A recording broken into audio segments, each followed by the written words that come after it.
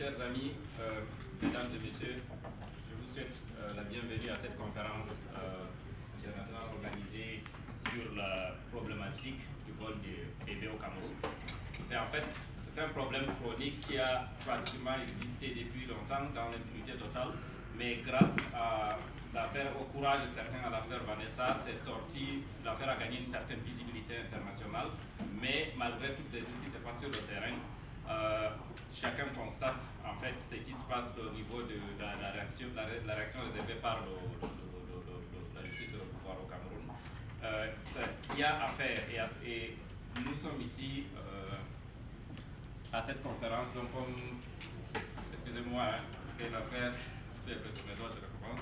À 0, pourquoi tu ne vas pas encore installer ça?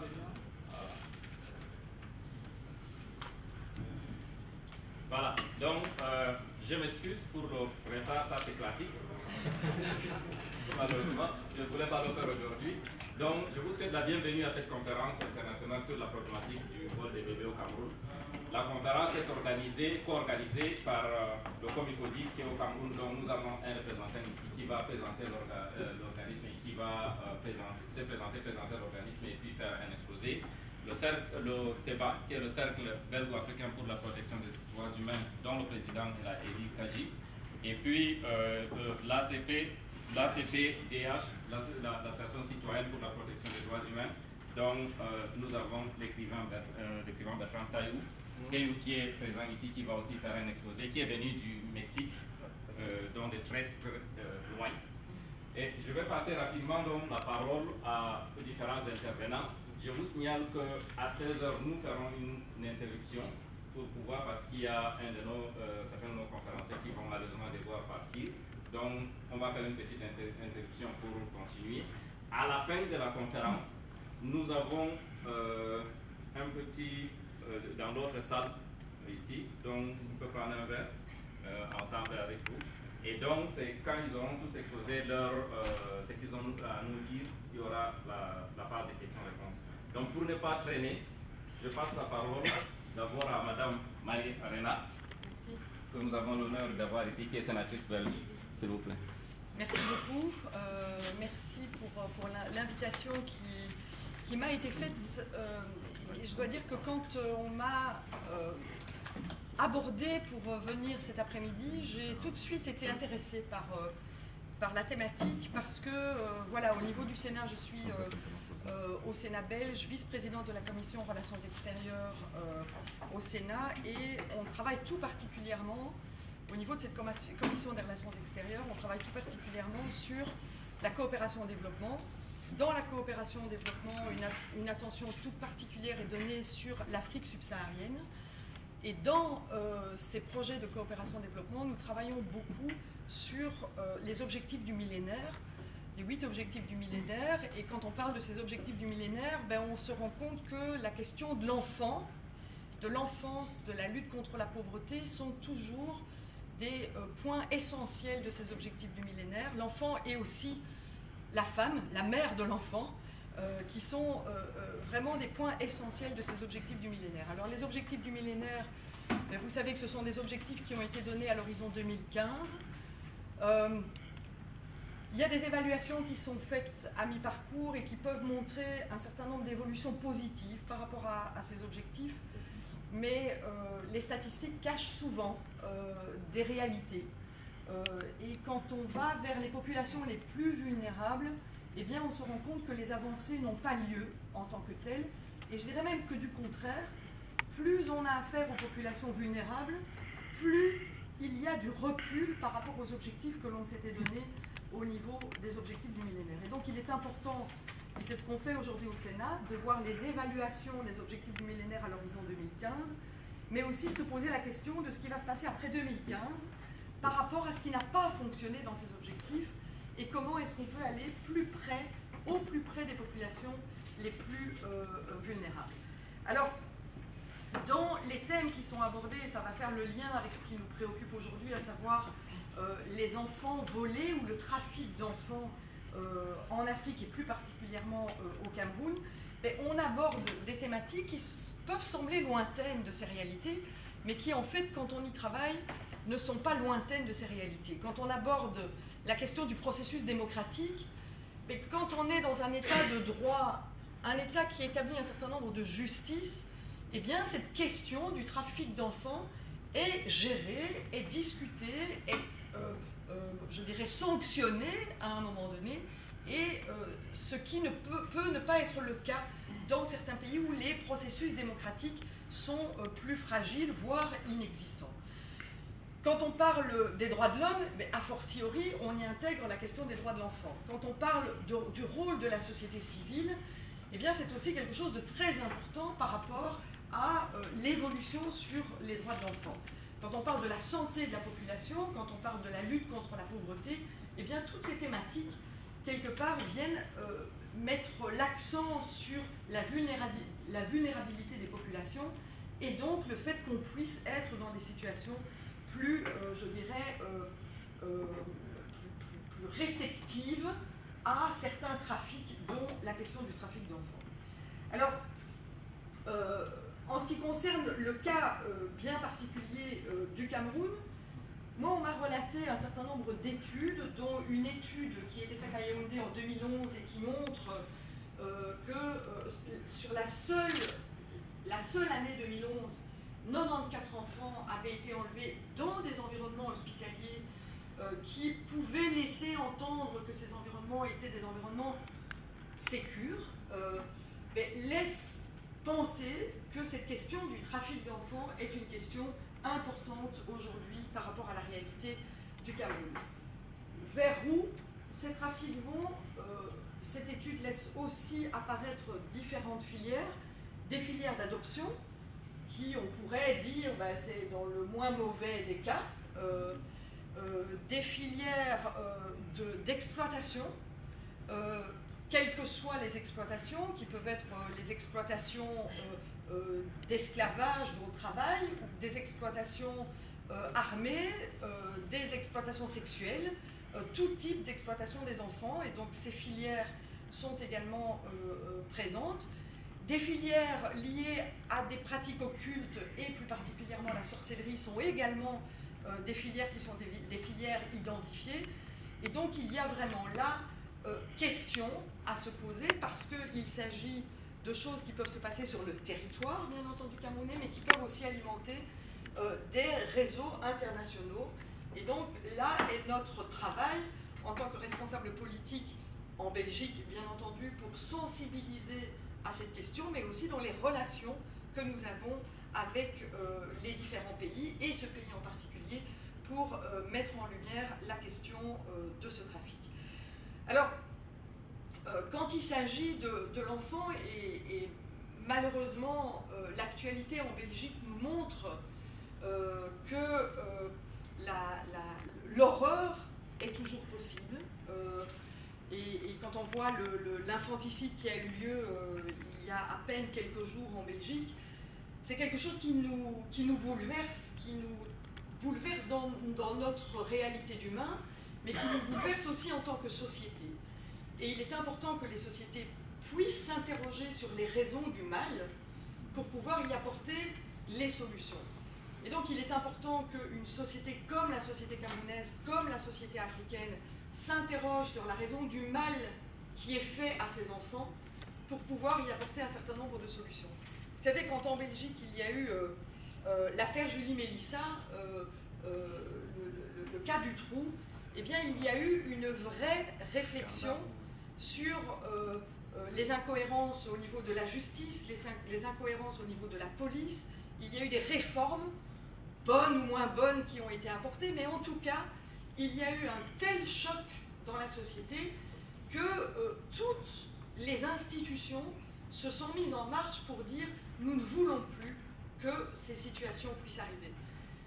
On est, comme je le disais tout à l'heure, jamais à l'abri de l'horreur et de la folie humaine, mais si des choses apparaissent de manière plus systématique, plus ancrée dans une société, eh bien, notre devoir en tant que société civile, en tant que responsable politique, en tant que citoyen, est de pouvoir apporter la réflexion avant et bien entendu les pistes d'action.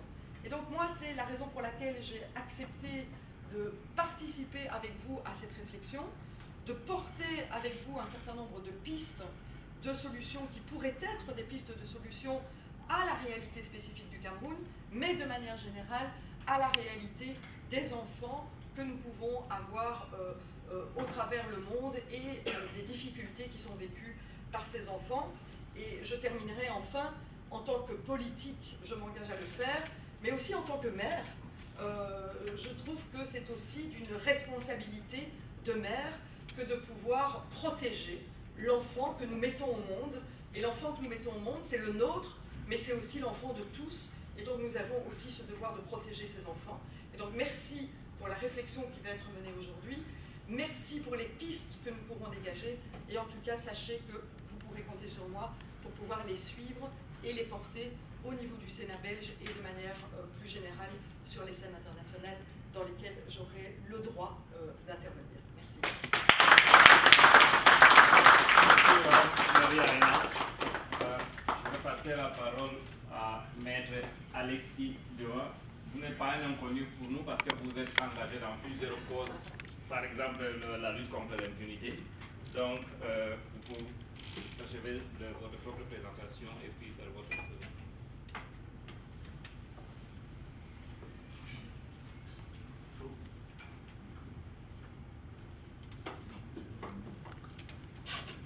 Merci beaucoup. Merci à tous. Quand les organisateurs sont venus me trouver, organisateurs que je connais depuis longtemps, depuis, j'ai envie de dire, plus de 10 ans, je crois, pour certains, dont certains avaient dû fuir le Cameroun et demander l'asile en Belgique. Et donc, certains des amis présents aujourd'hui, je les assistais depuis longtemps comme avocats dans leurs combats pour la démocratie dans leur pays, au Cameroun. Et aujourd'hui, ils sont venus me trouver dans mes nouvelles qualités de président de la Ligue des droits de l'homme pour intervenir aujourd'hui dans cette situation qui touche au plein cœur le Cameroun, pays que je connais un peu, même si je n'ai jamais été. J'espère, j'ai toujours dit à mes amis camerounais, le jour où il y a un changement de pouvoir en place, je viendrai, je répondrai à votre invitation. Et j'espère que ce jour sera là bientôt. On est là. On s'éloigne de l'objet du jour.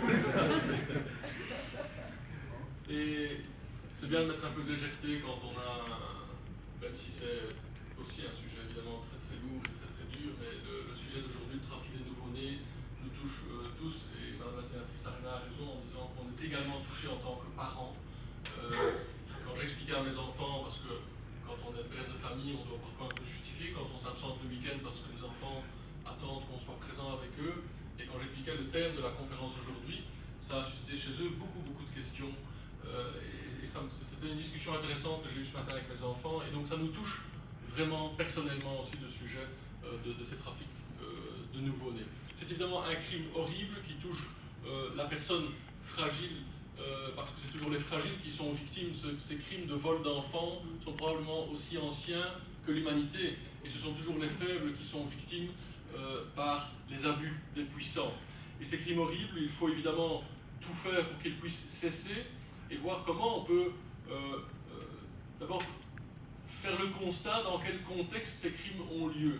Et pour ça, je me suis permis de faire une petite réflexion, et ce sera la première partie de mon exposé, dans l'histoire pas ancienne, mais l'histoire récente, dans quel pays on a été confronté à cette problématique de trafic d'enfants et de vol de nouveau-nés. Et finalement, et c'est le deuxième point que je veux développer, ce constat de voir que c'est souvent dans des pays totalitaires, des dictatures. Et alors, je terminerai par des pistes de lutte pour lutter contre cette impunité, les thèmes qui m'est cher évidemment en tant qu'avocat et comme président de la Ligue des droits de l'homme, pour faire avancer les droits fondamentaux. On doit pouvoir mettre fin à ce cycle infernal de l'impunité avant tout. Alors, dans l'histoire, quand on parle d'enfants volés, ici dans le monde occidental, un des premiers exemples qui nous vient, c'est l'exemple de l'Argentine. En Argentine, la dictature en Argentine de 76 à 83, pendant ces années-là, il y avait un trafic d'enfants avec des jeunes mères qui étaient enlevées et enfermées en prison, la prison d'Esma, et où elles devaient accoucher, souvent cagoulées, parce qu'on ne voulait pas qu'elles puissent voir le visage de leur enfant de leur bébé nouveau-né, et après, on les jetait à la mer directement des avions dont on ouvrait les soutes au large des côtes d'Argentine. Il y a plus de 500 cas qui ont été relevés durant ces quelques années de la dictature, et à ce jour, 102 enfants ont été identifiés. Donc, il reste plus de 400 cas non identifiés d'enfants volés. L'Espagne aussi est un pays sinistrement connu pour cette problématique d'enfants volés. Ça a commencé avec Franco, et on parle en Espagne de plus de 300 000 enfants qui sont venus alimenter les circuits d'adoption, donc des adoptions douteuses, comme ils disent, ou carrément des vols d'enfants. Dans les spécialistes concernant l'adoption, et souvent quand un enfant sait qu'il est adopté, quand il arrive à l'adolescence ou à l'âge adulte, il a envie de remonter aux sources et rencontrer ses parents biologiques, même si voilà, l'adoption est une réalité avec de belles choses et parfois des choses plus difficiles. Et un spécialiste de l'adoption a observé que dans le cadre de ces recherches menées légitimement par les enfants devenus adultes pour retrouver leurs parents biologiques, dans 10 à 15% des cas, il se rendait compte que les papiers de l'adoption étaient soit trafiqués, falsifiés ou incomplets pour éviter justement qu'on puisse remonter aux parents biologiques, et probablement que c'était ces cas-là de vol d'enfants et finalement d'adoption truquée. Et alors il y a en Espagne des cas terribles, il y a une clinique notamment à Madrid, la clinique de Saint-Ramon, où ils se sont finalement aperçus que cette clinique avait un taux de mortalité vraiment plus élevé que d'autres cliniques de d'autres maternités.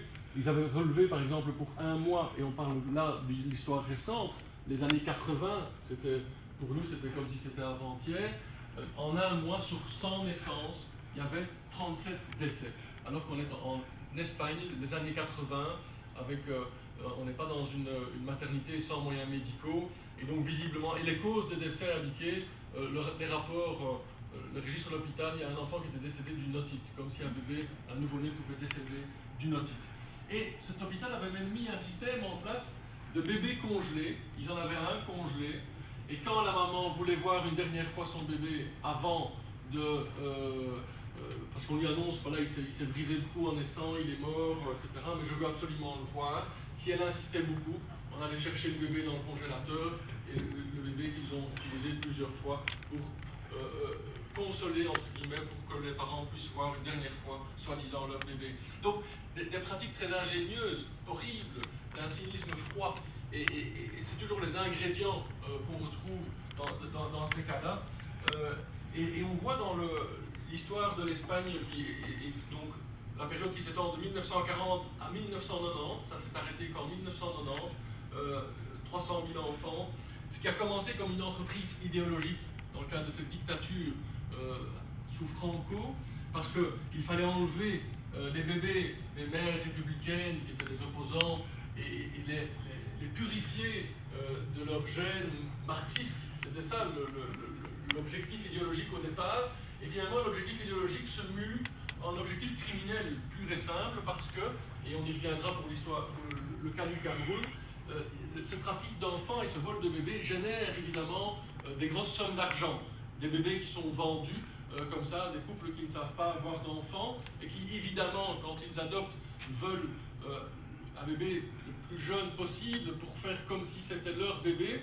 Et on voit même donc en Espagne, il y a des témoignages qui disent que le système était tellement bien organisé que la maman candidate à l'adoption simulait une grossesse, allait à l'hôpital où le médecin lui fournissait au stade différent de la soi-disant grossesse des prothèses évolutives pour montrer qu'elle était enceinte, et ainsi elle allait alors à la maternité faussement accoucher, enlever sa prothèse, et elle ressortait une semaine plus tard avec un bébé volé.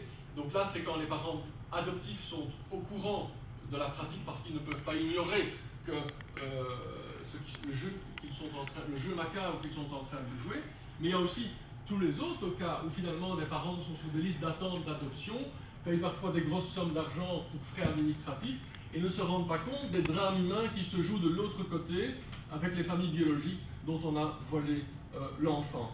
Et vraiment ce constat que ce qui part souvent dans le cadre d'un objectif idéologique se mue en objectif criminel, parce que dès qu'il y a beaucoup d'argent qui est lié, forcément les mafias criminelles, les mafias, le crime organisé s'en mêlent. Et alors, et j'en terminerai pour l'Espagne, mais le rôle de l'Église catholique, hein, il ne faut pas se voiler la face, ces hôpitaux, c'est souvent avec des religieux, des bonnes sœurs qui sont des rouages essentiels. Dans le pire des cas, l'Église catholique qui ferme les yeux, on l'a vu dans d'autres domaines, les abus sexuels au sein de l'Église, mais ici aussi avec des religieux impliqués dans ces trafics d'enfants. Il y a eu un cas au Maroc notamment avec à Melilla, l'enclave espagnole au Maroc, où une maternité, depuis 1970, on parle de 25 000 enfants qui auraient pu disparaître, et avec à la tête de ce réseau une bonne sœur religieuse d'origine espagnole, décidément. Je ne vais pas faire le tour du monde, mais je vais quand même faire encore un petit détour par la Chine. On sait qu'en Chine, la politique de l'enfant unique a comme conséquence dommageable, c'est que quand il y a un deuxième enfant qui naît, souvent les autorités sont impliquées dans des enlèvements ou des confiscations des enfants, de l'enfant excédentaire qui vient nourrir des filières d'adoption vers l'Occident.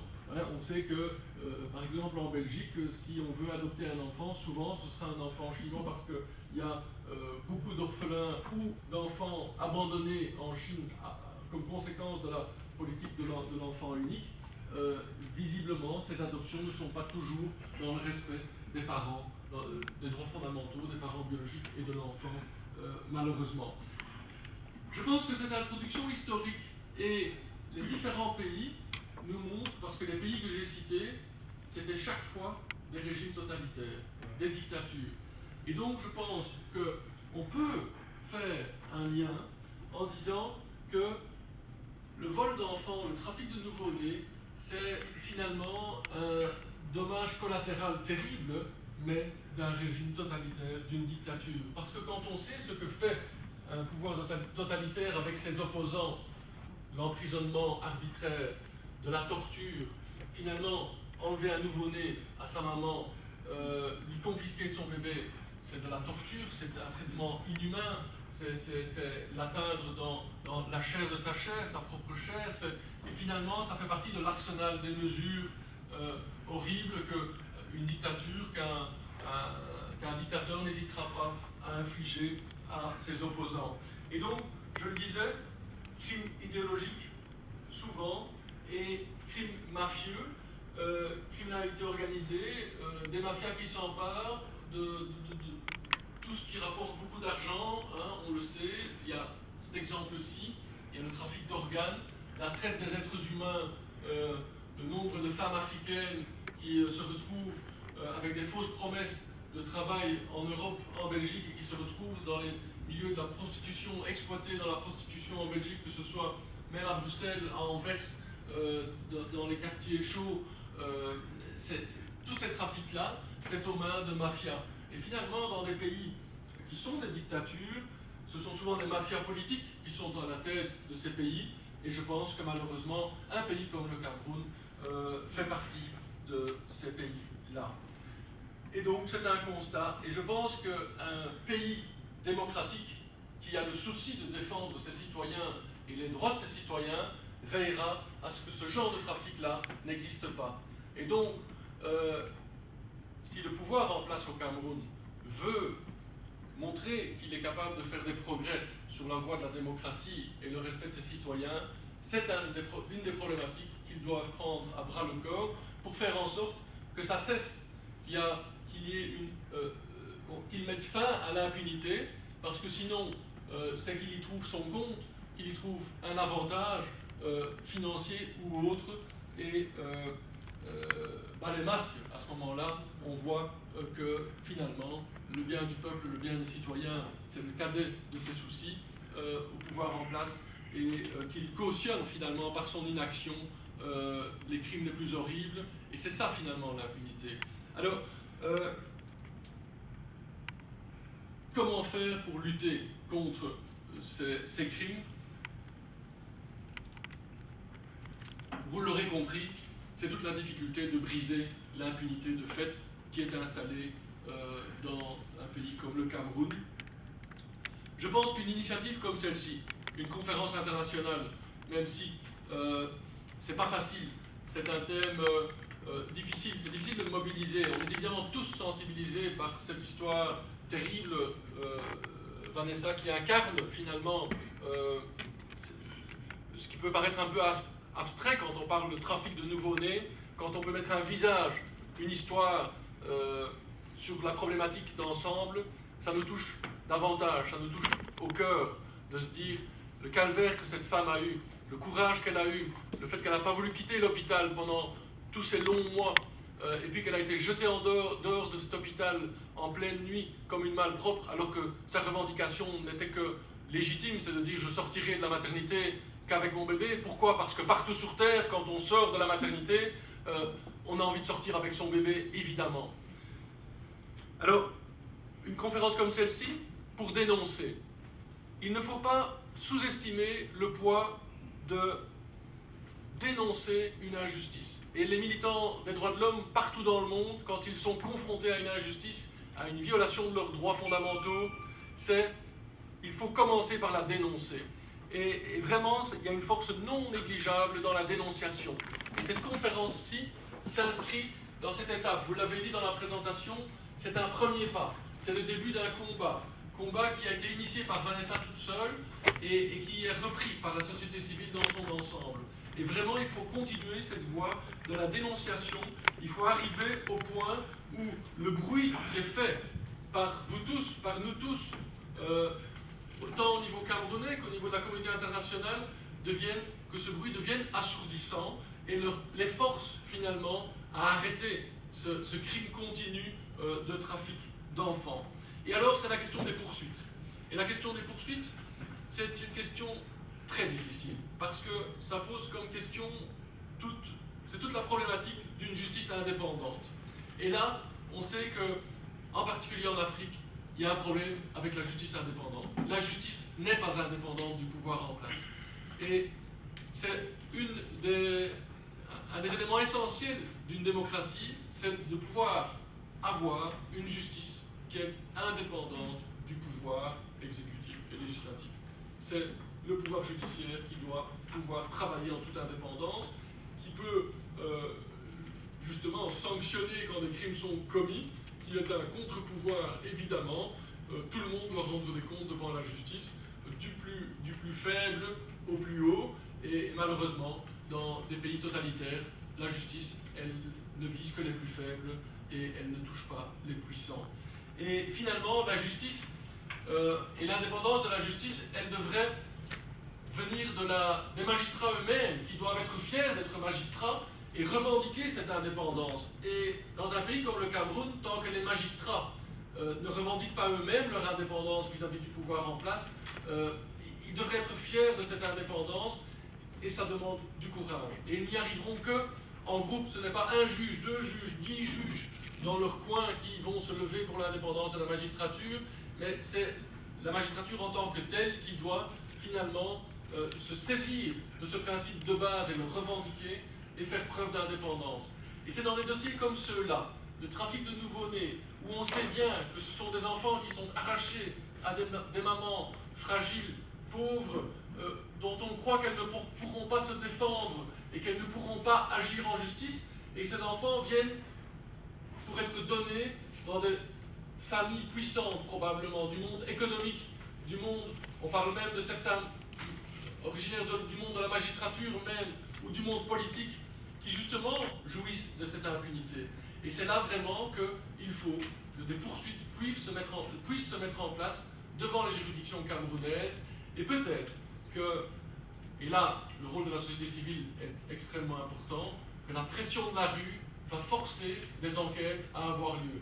Et à un moment donné, il faut arriver à un point de basculement où une enquête par-ci, une enquête par-là, une plainte par-ci, une autre plainte par-là, va pouvoir renverser la tendance et montrer aux puissants qui bénéficient de ce trafic d'enfants que c'est peut-être pas une bonne idée de poursuivre et de faire chuter la demande, parce que malheureusement en matière de crime c'est toujours comme ça, c'est une question d'offre et de demande. Quand il y a une demande, les régimes mafieux et les organisations mafieuses s'arrangent toujours pour pouvoir répondre à cette demande avec une offre conséquente.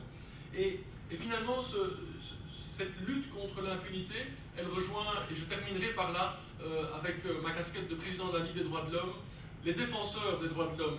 Et vous êtes aujourd'hui, et pour beaucoup d'entre vous depuis longtemps, des défenseurs des droits de l'homme.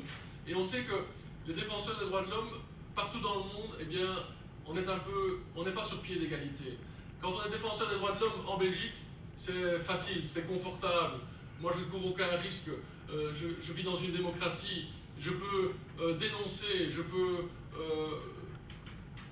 voilà, je peux l'ouvrir pour dire ça ne va pas. On peut réagir face au monde politique, face au monde judiciaire. La société civile est libre, on ne risque pas l'emprisonnement. On sait bien que les défenseurs des droits de l'homme dans un pays comme le Cameroun, eh bien, ils risquent beaucoup. Ils risquent leur sécurité, ils risquent leur liberté et ils risquent même leur vie. Et les défenseurs des droits de l'homme, il y en a beaucoup qui le payent de leur liberté, ils sont emprisonnés ou même de leur vie. Hein. Différents pays, je connais très bien le cas de M. Chebeya au Congo ou de Ernest Manirumba au Burundi, où finalement c'est des militants des droits de l'homme qui l'ont payé de leur vie et où le pouvoir est clairement impliqué et où il y a une impunité. Et finalement, pour les défenseurs des droits de l'homme, on arrivera à instaurer et à atteindre, de mettre fin à cette impunité quand les dictatures se rendront compte, et c'est vraiment par là que je veux terminer, qu'il leur en coûtera plus cher de porter atteinte aux défenseurs des droits de l'homme plutôt que de le laisser faire son travail. Que finalement, en le laissant faire son travail, où il dénonce des violations des droits de l'homme, où il dénonce de la corruption, mais finalement, ça porte, s'ils s'en prennent à la personne, au messager, finalement, hein, plutôt que, souvent, c'est le propre des dictatures, on s'attaque au messager plutôt qu'au message qu'il porte, on essaye d'éliminer le messager en disant comme ça le problème est réglé. Eh bien, il faut que les dictateurs se rendent compte qu'en touchant au messager, ils auront encore plus de problèmes que quand le messager dénonçait les pratiques inacceptables. Et c'est là qu'on arrivera à renverser cette tendance et que finalement les défenseurs des droits de l'homme, par la reconnaissance qu'ils ont, par la médiatisation, il faut pouvoir les rendre intouchables pour leur permettre de continuer leur travail, de dénoncer des crimes comme ceux-ci, le trafic des nouveau-nés au Cameroun, pour mettre fin à cette impunité et faire en sorte que pour l'avenir ça ne se produise plus jamais et si possible que dans des cas comme celui de Vanessa, on arrive à comprendre l'énigme, à voir ce qui s'est passé et qu'elle puisse récupérer son enfant.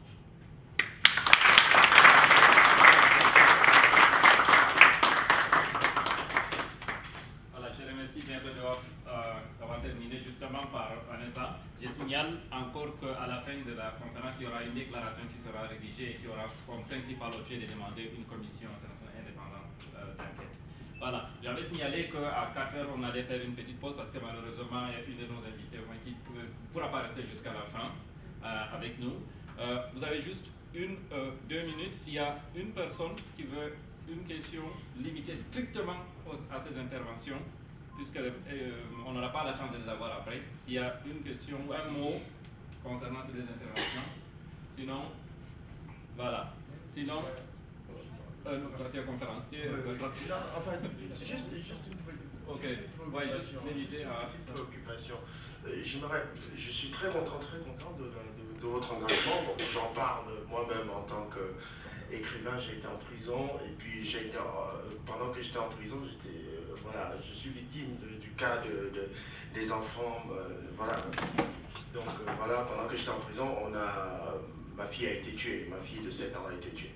Donc voilà, ce que j'aimerais, c'est qu'on puisse garder cette collaboration qui est très très enrichissante et qu'au-delà, qu'on puisse établir une plateforme concrète de travail avec des personnes de bonne volonté comme Madame Marie-Arena. Donc voilà, donc c'est plutôt un souhait qu'une question.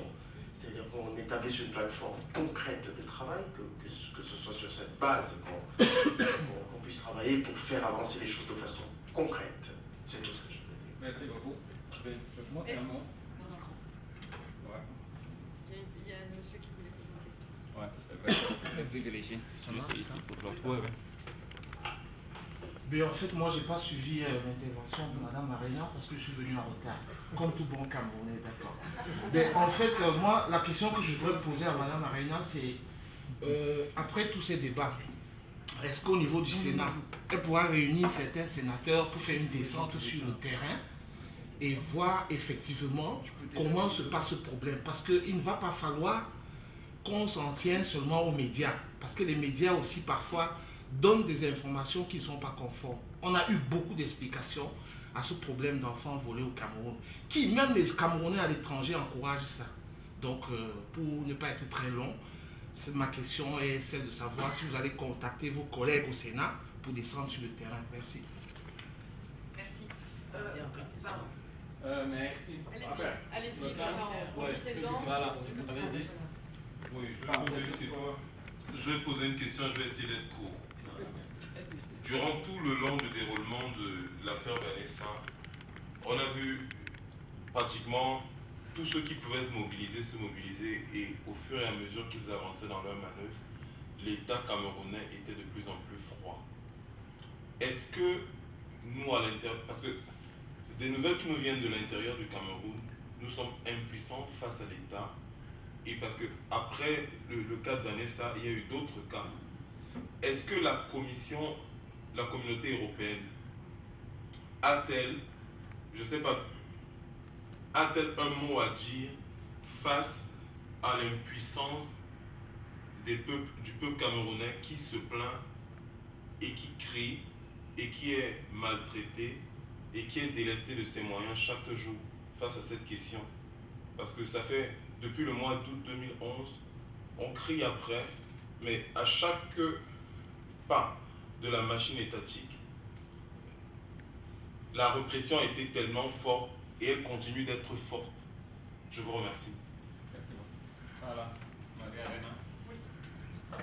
Par rapport à la première interpellation, l'objectif de la rencontre et du fait d'avoir invité le monde politique, mais aussi le monde associatif, la défense des droits de l'homme sur la scène belge et internationale, me semble le bon moyen, effectivement, d'établir une plateforme. D'ailleurs, je pense que la première chose, en tant que responsabilité politique au niveau du Sénat, que je dois faire après une rencontre telle que celle-ci, c'est interpeller le gouvernement, par exemple, en disant, mais dans vos relations diplomatiques avec le Cameroun, est-ce que vous pouvez aborder cette question et comment vous allez l'aborder, cette question? Je pense que c'est vraiment déjà le point de départ qu'on peut établir. Et comme on l'a dit tout à l'heure, c'est important de dénoncer politiquement aussi un certain nombre de situations. Et donc c'est le point de départ qu'on peut établir, mais il me semble important qu'on puisse aller plus loin que cela et d'avoir peut-être au niveau de notre commission Relations extérieures au Sénat une discussion avec des auditions sur cette réalité-là, parce qu'il nous faut alimenter un débat tel que celui-là. J'ai cité tout à l'heure une étude qui a été faite à Yaoundé. Je pense qu'il faut alimenter cela en invitant les représentants des droits de l'homme qui ont certainement du travail qui a été fait à ce sujet, et en venant exposer, en invitant des représentants du pays à venir exposer un certain nombre de choses. Donc je pense qu'il y a des choses qui peuvent être faites à ce sujet-là et qui nous permettra d'aller plus loin. On parle de l'Europe tout à l'heure. On a, par exemple, avec le Parlement européen, fait il y a un an, je pense, Carole, une grande audition sur la question des enfants sorciers en Afrique et la manière dont les choses pouvaient effectivement être appréhendées, gérées, protégées au niveau de ces enfants. Donc il est aussi important et possible de dénoncer au niveau européen. Et je pense que vous avez raison, la Belgique toute seule, finalement, on n'est pas un si grand pays en Belgique, on est un grand pays mais pas si grand. Et donc il est important qu'on puisse sensibiliser le niveau européen à cette cause. Et donc on relaiera bien entendu la question au niveau européen. Mais comme vous l'avez dit et Alexis l'a dit tout à l'heure, il est aussi important de faire un travail là-bas, sur l'état de droit, sur la justice, donc, nous serons à côté de vous, mais il est important qu'une amélioration de l'état de droit puisse se faire là-bas aussi. Parce que ce n'est que comme ça que, in fine, les choses pourront être jugées dans le pays. Parce que nous ne voulons pas non plus rentrer dans des systèmes d'ingérence où finalement les choses seraient gérées de l'extérieur et aucune amélioration ne pourrait être faite de l'intérieur. Or, les démocraties sont les démocraties de l'intérieur aussi, et c'est de là que les choses doivent aussi se passer. Donc nous serons bien entendu à vos côtés pour dénoncer, pour attaquer, pour demander, mais il est aussi important que de l'intérieur un certain nombre de choses se passent, et c'est ensemble qu'on doit pouvoir y arriver. Et moi, c'est vraiment une manière de fonctionner. Je m'appuie beaucoup sur le travail de la société civile, qui vraiment, je trouve que le politique sans la société civile ne peut pas faire grand-chose, et souvent la société civile nous dit, la société civile sans le relais politique, ben finalement, et donc on est vraiment deux partenaires qui me semblent très très très importants dans des causes telles que celle-là. Donc c'est un peu comme ça que nous envisageons de travailler, et ce n'est que le début. Et donc je vous rassure tout de suite, ce ne sera pas une conférence qui s'arrête et puis une autre qui commencera. Ce n'est que le début de quelque chose sur lequel nous allons bien entendu travailler de manière beaucoup plus approfondie. Merci. Il y avait une question aussi par rapport à la demande. Alors, oui, la rencontre sur place, vous savez, elle ne doit pas forcément être formalisée, formelle. Moi, je vous donne un exemple. On est en train de travailler avec la société civile belge et congolaise sur la problématique de l'exploitation des minerais. Eh ben, on ne va pas faire une descente formalisée. Le Parlement belge descend, on va y aller avec la société civile et on va faire une mission au mois de novembre sur nos deniers et on va aller voir sur place. À la limite, c'est encore mieux parce qu'on est libre de faire ce qu'on veut, où on veut, comme on veut, sans le pouvoir qui nous dit là vous pouvez aller ou là vous ne pouvez pas aller. Et donc je trouve que quand on est dans une cause, on doit aussi se donner la liberté d'aller là où on a envie. Il faut qu'on y aille bien entendu avec des gens avertis, parce que sinon on se laisse un petit peu manipuler dans qui on rencontre, comment on rencontre. Et donc là aussi, c'est pour ça que je disais avec la société civile c'est important. Je donne l'exemple de cette mission sur l'exploitation des minerais et sur toutes les difficultés rencontrées. Eh ben, on va le faire tout seul. Moi, j'irai avec la société civile, avec d'autres parlementaires. C'était le Doux Paradis pour l'Asbel Telespie, Solidarité Paradisiaque Internationale.